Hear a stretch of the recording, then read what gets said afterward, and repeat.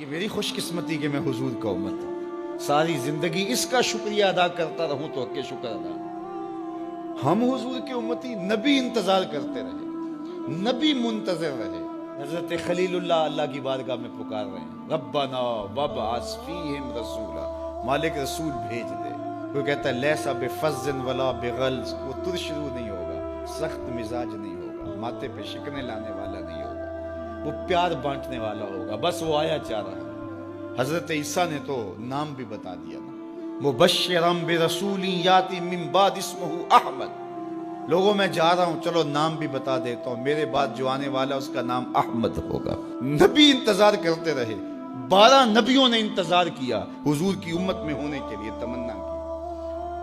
نستورہ راہب انتظار کرتا رہا، بحیرہ راہب انتظار کرتا رہا۔ شب ہجر کی سختیاں کوئی اس سے جا کے پوچھے، تیری راہ تکتے تکتے جسے صبح ہو گئی۔ زندگیاں گزار دی انہوں نے۔ سلمان فارسی کی کہانی سن لو، مجوسی کے بیٹے تھے، حق کی طلب میں نکلے، باپ نے گھر سے نکال دیا، ایک پادری کے پاس جا کے رکے، زندگی بھر اس کی نوکری کی۔ جب اس کا آخری وقت آیا، اس نے کہا میری تدفین کے بعد غموریہ چلے جانا، وہاں کا پادری خدا رسیدہ ہے، تجھے اس سے کچھ مل جائے گا۔ کہتے میں وہاں سے غموریہ آ گیا، پھر اس پادری کی ساری زندگی خدمت کی۔ جب وہ مرنے لگا تو اس نے کہا کوئی ایسا شخص نہیں ہے جس کے پاس اب میں تجھے بھیجوں، لیکن نبی آخر الزماں کے ظہور کے لمحے آ گئے۔ تو یہاں سے یثرب چلا جا، وہ اس نبی کی ہجرت گاہ ہوگی، تیری زندگی سنور جائے گی، تو نے بڑی محنت کی ہے، بڑی نوکری کی ہے میری۔ کہتے میں نے اس کو کہا کہیں ایسا نہ ہو میں دھوکہ کھا جو مجھے کوئی نشانی بتا دے۔ اس نے کہا 3 نشانیاں، ایک صدقہ نہیں لے گا، دوسرا ہدیہ رد نہیں کرے گا، تیسرا 2 کندھوں کے درمیان مہر نبوت ہو۔ کہتے ہیں میں نے اس کی تدفین کی، یثرب کی جانب جاتے ہوئے ایک قافلے میں شامل ہو گیا۔ انہوں نے مجھے پکڑ کے اپنا غلام بنا لیا، لیکن میرے پہ مہربانی یہ کی کہ مجھے بیچا جا کے مدینے میں۔ ایک یہودی نے مجھے خرید لیا، میں اس کے باغ میں گوڈی کرتا تھا، کام کرتا تھا، کھجوریں توڑتا تھا، لیکن میں انتظار میں تھا کہ کبھی وہ نبی آخر الزماں آئے تو مجھے دید ہو، کبھی عرش پر، کبھی فرش پر، کبھی ان کے در، کبھی در بدر۔ میں عاشقی تیرا شکریہ، میں کہاں کہاں سے گزر گیا۔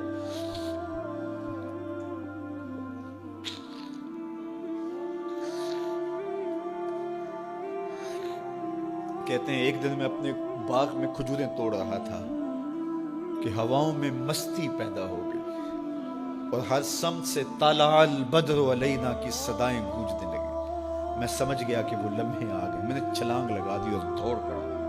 میرے آقا نے سمجھا شاید غلام بھاگ گیا، اس نے دوڑ کے مجھے پکڑ لیا۔ میں نے اس کو کہا کہ میں نوکر تیرا ہی ہوں، لیکن دل نوکر کسی اور کا ہے، میں بھاگوں گا نہیں، مجھے جانے دے۔ میں کچھ کھجوریں لے گیا تھا صدقے کی نیت سے، جا کے حضور کو پیش کی۔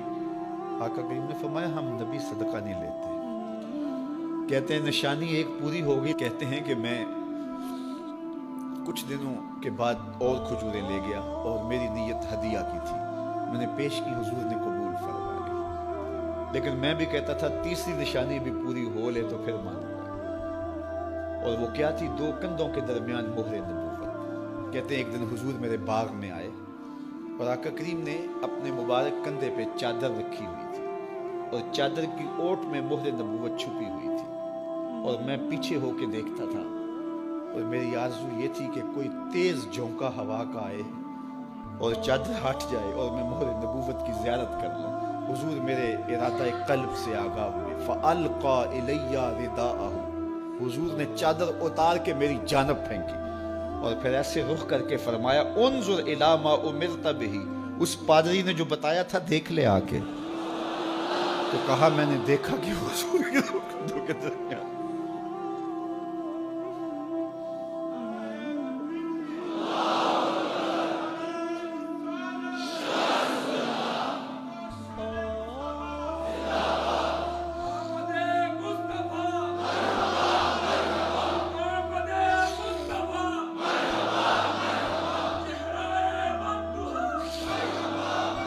شب ہجر کی سختیاں کوئی اس سے جا کے پوچھے، تیری راہ تکتے تکتے جسے صبح ہو گئے۔ ہم نے تو کوئی انتظار نہیں کیا نا، ہم نے تو کوئی دکھ نہیں سہا، ہم سوئے تھے مقدر جاگ اٹھے.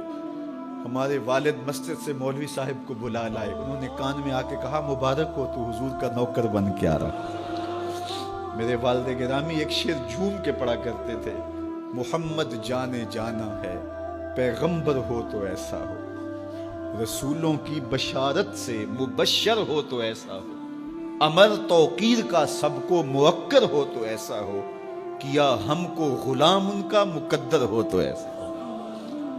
میں اپنے مقدر پہ قربان نہ جاؤں, آپ اپنے مقدر پہ نثار نہ جائیں. ہمیں وہ نبی ملا جو نبیوں کا نبی. بنو سعد کے مقدر بھی جاگ اٹھے. اللہ اکبر. کیا وہ خوش نصیب وادیاں تھیں, کیا وہ خوش بخت پہاڑ تھے بنو سعد کے, جہاں حضور نے زندگی کے ابتدائی سال گزارے. اللہ اکبر. حضرت حلیمہ سعدیہ کہتی ہیں جب میں حضور کو گھر لے گئی تو میرے گھر میں روشنیاں آ گئیں. باقاعدہ عورتوں نے کہا حلیمہ تو اتنی امیر ہو گئی ہے رات کو بھی دیا نہیں بجھاتی. بڑے امیر کبیر گھرانوں میں بھی رات کو لوگ دیا بجھا دیا کرتے ہیں, لیکن تو اتنی ہی امیر ہو گئی ہے کہ رات کو بھی تیرے گھر کا دیا نہیں بجھتا. تو حلیمہ سعدیہ نے کہا آؤ میں تمہیں بتاؤں میرے گھر میں دیا کون سا روشن. باقاعدہ ہم جولیوں کو بلایا, پالنے میں حضور تھے, اشارہ کر کے کہا ما کننا نحتاج الی السراج من یوم اخذناہ, جب سے یہ پیارا گھر آیا ہے میں نے سارے دیے توڑ دیے. دیے کی ضرورت نہ مشعل کی حاجت, عجب روشنی تو نے پائی حلیمہ, بڑی تو نے توقیر پائی حلیمہ, بنی تو محمد کی دائی حلیمہ.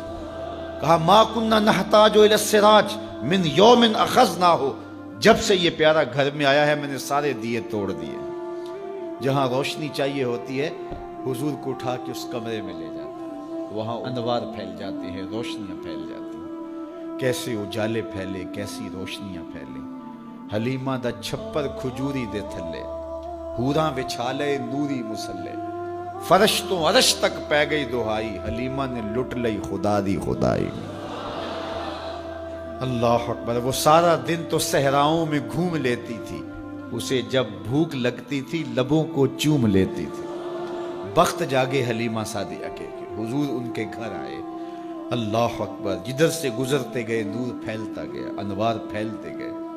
حضرت سیدہ طیبہ طاہرہ حضرت عائشہ سلام اللہ علیہا فرماتی ہیں کہ میں کچھ سی رہی تھی کہ میرے ہاتھ سے سوئی گر گئی. اب حضور کے گھر میں دیے میں جلانے کے لیے تیل بھی نہیں تھا. میں پریشان تھی, سوئی گر گئی. اتنے میں حضور تشریف لائے. حضور مسکرائے, کہتی ہے میں نے گمی ہوئی سوئی تلاش کر لی. اللہ اکبر. تو یہ روشنی تھی, یہ انوار تھے. اللہ اکبر. اذا ضحک یتلالع فی الجدر, جب حضور مسکراتے تھے سامنے والی دیواروں پہ عکس پڑتا تھا.